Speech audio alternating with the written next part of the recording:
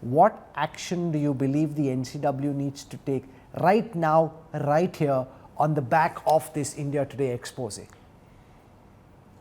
Well, if these girls are underage, the NCW has no legal right to intervene. But the least that they could do or should do, if they have seen, and I hope they are seeing this program, is to contact the NCPCR and ask them to, to bring into force the most stringent um, punishment that is available under the POCSO Act.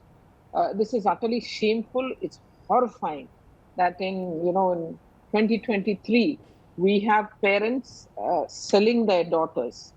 It's unacceptable. In fact, I mean, I'm running out of words because I'm so shocked and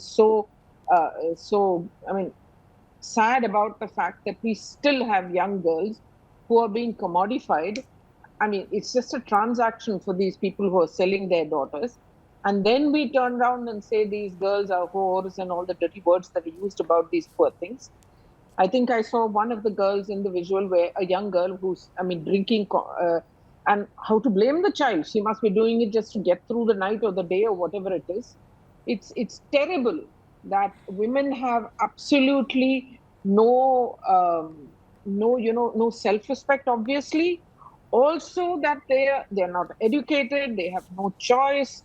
People like us talk about freedom and things like that. What freedom do these poor children have? I mean, it's not as if they asked to be born, and after being born, the way they are treated.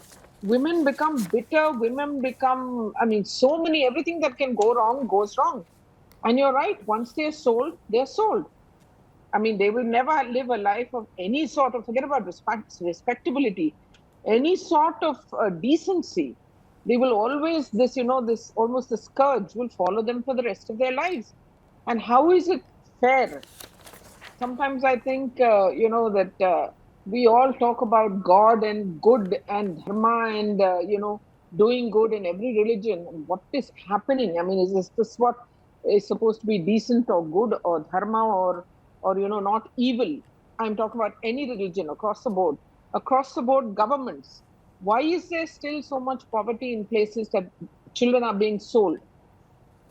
I'm Karuna sure there are Gandhi, also boys being sold, but it's terrible. the Constitution, Article 23 about trafficking in humans, forced labor being prohibited, Article 24, children under the age of 14 not working in hazardous employment, the Indian Penal Code, Section 347, 374, so many. The Immoral Traffic Prevention Act of 1956, the Protection of Children from Sexual Offences Act of 2012. The law are many, but it seems quite clearly that nobody seems to care. In this report, what shocks me is it's not as if some of these are orphans, and not that anything should happen to orphans, but that is a distant relative or somebody just taking care. Parents, mothers willing to sell their daughters because that lady tells us she has a house to build and that she's got two daughters, she'll sell them both if she can do it. I think the ugliest part of these reports is that many of these stories are not born out of need, they're born out of greed.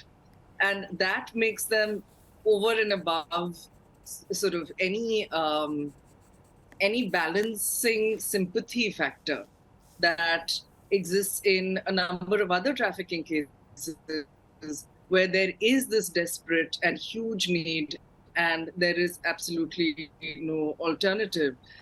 In terms of investigating and prosecuting trafficking crimes, there are these units, these anti-human trafficking units that Maharashtra and Odisha have funded to some extent. And Andhra Pradesh, the last I checked, has notified. But why are the other states not putting this on a very serious priority? And I really hope that your report prompts other states to do that. Unfortunately, the NCPCR and the NCW, while they can take up these cases and push and can keep, strongly pushing for systemic change, not just in terms of prioritizing investigation and prosecution, but also adequate investigation and prosecution of collusion by rogue police officers and other members of the state, which is why the acquittal rate is incredibly high in trafficking cases. It's about, I think it's about 89%, which means that you have these situations where there is a level of impunity, and you know that if that hafta is paid, that you can do these things, right? I think there are a number of other priorities that we must have as a polity, and the state governments need to take this up on a war footing, because in an environment where the inequalities have increased so much, so much so that the top 5% of us own 60% of the wealth, and that probably includes every one of us on this panel, right? That to have then support mechanisms where you have audited homes and shelter homes that aren't places that people just go to rot, right? That aren't based on court orders, that are voluntary and supported, and where there is proper information about compensation and real rehabilitation, not a little minor sewing program or a tailoring program or some loan for a sabzi cart, right? Which is not necessarily going to work for somebody who's going to be rehabilitated. An entire systemic approach, it's not rocket science. We all know what to do. When I joined the National Human Rights Commission in 2002 under Justice Verma as his office on special duty, one of the things that I did was do a report on the Immoral Trafficking Prevention Act and its implementation in Delhi. And one of the things that we found was that the shelters that existed, even though the shelter was it was adjacent to Tihar, and it was kind of like Tihar, because women went in and but there's a difference. If someone is at an orphanage or at a shelter home, if there is illegal trafficking, not that that is understandable, but you know that, okay, these people are out to make money. What shocks me, Dr. Borwankar, the most is that these are mothers, fathers, close relatives willing to sell their daughters because they want to do things like build their own houses. Can this happen without the knowledge of the local police, or would they know that in places like Bandi, places like Ratlam, places like Neemuch, Ramnagar, that these things are happening, that it can't happen without the local police not knowing anything about it, ma'am? Okay, so I would say that when I was Joint CP Crime in Mumbai, nobody ever asked me about the missing girls, the girls being traded by their own parents, which was quite common in Mumbai. We used to find so many girls, especially we were targeting to rescue the minor girls. So in a way, I congratulate India Today for bringing the stark reality on focus and educating our own audience, our own viewership, that this is what the reality is. As a young DCP, when I first raided Kamathipura, out of the 300 girls whom I tried to so-called rescue, only 9 were ready to come out, and they confronted me with statements like, आप कहाँ थे जब हमें यहाँ बेचा गया, आप कहाँ थे जब हम इतने दिन से यहाँ पे धंधा कर रहे हैं forcefully. So this from 1991 to 2023 has been the story. So I am not shocked. One. Number two, Mumbai High Court had passed a very good order saying that many a times when a man and a woman appear either before the shelter home or before the court as the parents of the girl, actually they are not. So I would request India Today, and I am 100% sure that police in Madhya Pradesh and Rajasthan would register cases, and I do not agree that police is aware of it. I think we expect too much from police. I would in these cases expect panchayat, ASHA workers, school teachers, community leaders, and above all, parents to come forward and talk about how their child was missing. Now, last point which I want to make is that it is true that acquittal rate is very high. We definitely have to be more professional, but in these cases, the girls do not stand by prosecution in the court, especially when their own family members are involved. Their rehabilitation is very, very essential. And while congratulating Team India Today, I'm extremely upset that we have not been able to change the reality that, at least as a police officer, I am aware of. Jyoti Mathur at the Kailash Satyarthi Children's Foundation, do you buy the argument from Dr. Borwankar that the local police is unlikely to know?